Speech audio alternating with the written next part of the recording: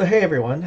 I just wanted to talk real quick about something that had not occurred to me before, and it's also something that I think, probably hasn't occurred to a lot of people. So, this is just something that I wanted to talk about, and preferred pronouns. Okay, I mean, normally when we think of preferred pronouns, we think about transgender people like myself.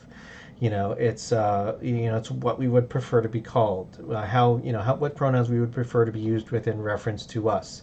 In my case, it is she, her, and it's also kind of one of those things that I mean, generally speaking, it's a common courtesy thing. Um, but I mean, I'd like to point out two things that had not, one thing that had occurred to me and one thing that had not. And it's just something that if you're not a trans person, if you're just a cis person or anything in between, that I want you to think about, just because I think it's important for us to be as open as possible to things we had never considered before. And this is one of those things. And this is like, because I'm always trying to be a better person. I'm always trying to learn more about myself, more about the world, challenge my assumptions, and I think it's important that we all do these things. And one of the things is that I saw a video not too long ago where it was, I don't remember where it was or who it was, but it was a young woman that was and addressing one of the government representatives in her area, and she referred to a very elderly well, I don't know if I'd say very elderly, but he was referring to the chairman as Madam Chairperson. I think this is, Madam Chairperson, and and of course, he tried to correct her, but she pointed out that she was not obligated to use his preferred pronouns. Um, and it's ironic because this was an anti-trans legislation that he had pushed through, because it was so that the government could not compel you to use somebody's preferred pronoun. So if they wanted to misgender you, they could do that. And it also made, she in a very clever version of malicious compliance, which she indicated, of course, obviously, that she did not want people to do so in bad faith, that she was doing it to make a point. And it's a very well made point, because I want to say that before that moment, I had not realized cis people have preferred pronouns too.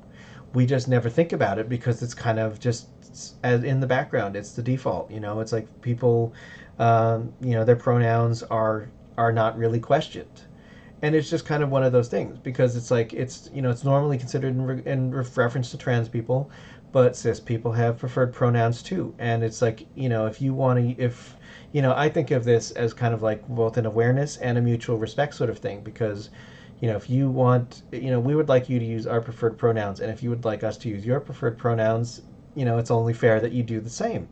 uh, and it's just something that had never occurred to me, because it's like cis people have preferred pronouns too. And that's just, one of those things that was really interesting to me, because I never thought about it before.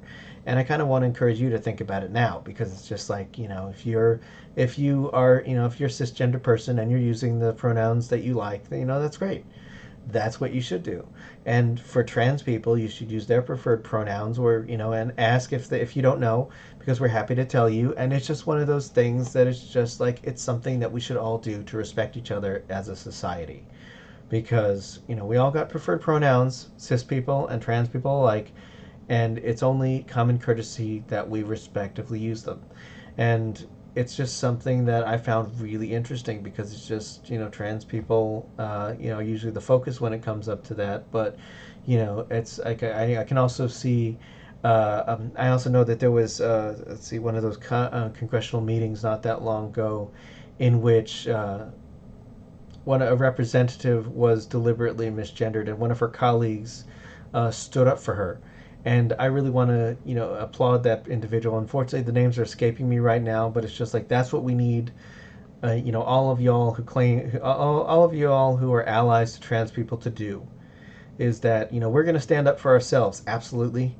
But we also need you to stand up for us when you can as well, because it's important that as many people as possible realize that this is just not, this is more than just us. And it's this this is just something I found really interesting because, like you said, sometimes you just get so used to things that you don't even question them, and this is one of them. It's like I never thought, but it does occur to me, and it is true that cis people have preferred pronouns too. So just something interesting to think about. Thanks for watching. If you liked it, click the subscribe button and leave a comment below. Meow.